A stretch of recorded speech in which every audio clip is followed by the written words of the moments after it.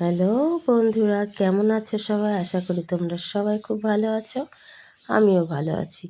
তো দেখো বন্ধুরা, এটা হচ্ছে কী মাছ বলো তো? এটা শঙ্কর মাছ। হ্যাঁ, ঠিকই চিনেছো।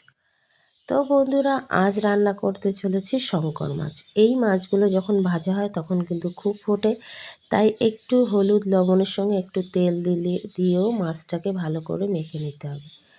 তারপরে দেখো বন্ধুরা, আমি কড়াইতে তেল গরম করে মাছগুলো আস্তে আস্তে ছেড়ে দেব।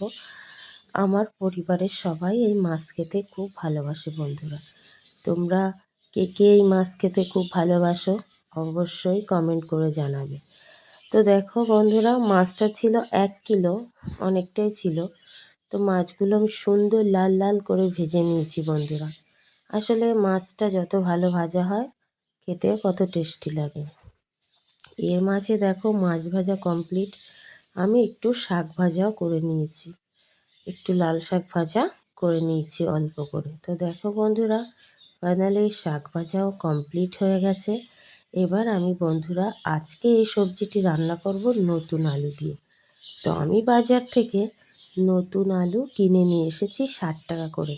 তোমাদের ওখানে আলু কত করে দাম বন্ধুরা অবশ্যই জানাবে। তো দিয়ে দেবো ওর সঙ্গে অল্প একটু পেঁয়াজ রসুন আদা, কারণ মশলা খুব একটা বেশি দিই না, অল্প করেই দিই। তো দেখো বন্ধুরা, এদিকে কড়াইটা গরম হয়ে গেছে, কড়াইয়ের তেল। এবার আমি আলুটা ভেজে নেব। আসলে মাছ ভাজা করার পরে শাকটা ভেজে নিয়েছিলাম, কারণ অনেক কিছু শাকটা গোছাতেও সময় লাগে, মশলা গোছাতেও সময় লাগে একা একা। তো লেট হয়ে যাচ্ছিল এদিকে, ওই জন্য ওগুলো আগে করে নিয়েছিলাম, তারপরে আবার সবজির জন্য মশলা করলাম। তো দিয়ে দিলাম একটু ফোড়ন। এরপরে দেখো বন্ধুরা, পেঁয়াজ রসুন আদা দিয়ে একটু গুঁড়ো মশলা সবই ব্যবহার করব। একটু লঙ্কার গুঁড়ো, একটু আদার গুঁড়ো, একটু জিরের গুঁড়ো, একটু ধনেপাতার গুঁড়ো, একটু হলুদ দিয়ে আমি একটু মশলাটাকে একটু ভালো করে ভেজে কষে নেব। দেখো বন্ধুরা, একটু ভাজার পরে আমি দিয়ে দিলাম লবণ। লবণটা একটু পরে দিলে আমার মনে হয় ভালো হয়।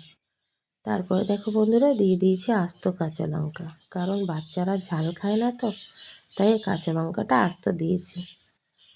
আচ্ছা, এবার দিয়ে দিলাম ভাজা আলু। আচ্ছা বন্ধুরা, এরকম করে রান্না করা ঠিক হচ্ছে তো? তোমরা বলো, আর কিভাবে রান্না করে খাও তোমরা? আমি তো এইভাবে মশলা দিয়েই করি। তারপরে দেখো বন্ধুরা, আলু দিয়ে একটু মশলাটাকে কষালাম, তারপরে দিয়ে দিলাম এর ভিতরে মাছ। যেহেতু এটাকে একটু মাংসর মতো করেই রান্না করব। আচ্ছা বন্ধুরা, সব মাছ দিইনি, কিছুটা দিয়েছি আর কিছুটা রেখে দিয়েছি, অন্য একদিন রান্না করা যাবে। তো বন্ধুরা দেখো, মাছটা দেওয়ার পরেও কিন্তু আমি আরেকটু কষে নিলাম। আচ্ছা বন্ধুরা, তোমরা কি এমনভাবেই রান্না করো? অবশ্যই কিন্তু বলবে।